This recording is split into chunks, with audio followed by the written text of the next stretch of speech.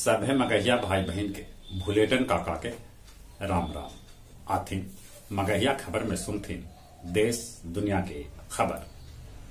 मुंगेर सड़क पुल के नीतीश कुमार कैलन जनता के समर्पित। मुख्यमंत्री नीतीश कुमार केंद्र से कहलन है कि बिहार में जनसंख्या के घनत्व बेसी है, केंद्र बिहार पर दे विशेष ध्यान। सुप्रीम कोर्ट कहलक कि हिजाब विवाद के देश भर में न फैलावल जाए।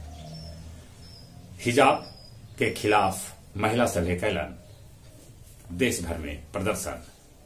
10 रुपया के सभे 14 तरह के सिक्का के कानूनी मान्यता है।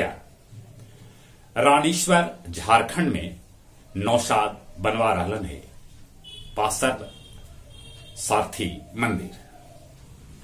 गया औरंगाबाद सीमा पर पचरुखिया जंगल में आईडी बम के जांच कर रहलन है सीआरपी के जवान। न रहलन विदापत नाच के लोक गायक जय नारायण।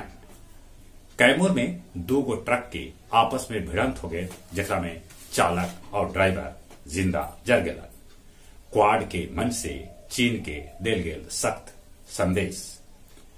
महाबोधि मंदिर ब्लास्ट में बांग्लादेश के जाहिदुल इस्लाम और कैसर के 10 बच्चर के सजाए भेटाए।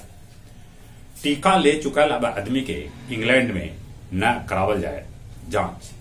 यूक्रेन सीमा पर तनाव बढ़ल, रूस उतारलक सैनिक। इन्हें अमेरिकी राष्ट्रपति बाइडेन कहलका है कि जब अमेरिका और रूस के बीच युद्ध होए तब वो विश्व युद्ध हुए। गया जी में खेल भवन बनके तैयार, अब खिलाड़ी सभे के होए सुविधा।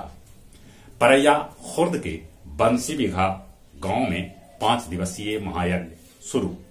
सिविल लाइन थाना के पुलिस 250 बोतल दारू के साथे एगो तस्कर के गिरफ्तार कैलक।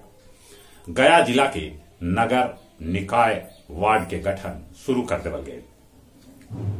गया के व्यापारी मौन धारण कैलन, एकरा में 138 गो व्यापारी शामिल होलन। और अब कुछ खेल के समाचार। भारतीय टीम वनडे वेस्ट इंडीज से तीसरका भी जीतल। वेस्ट इंडीज के कर देलक क्लीन स्वीप। रोहित के कप्तानी में भारत रचल इतिहास।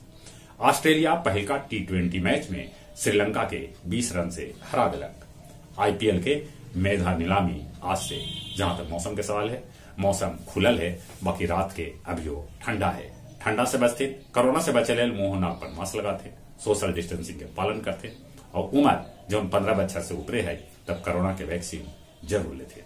चलिए एक बार फिर से अपने सभे के भुलेटन काका के राम राम।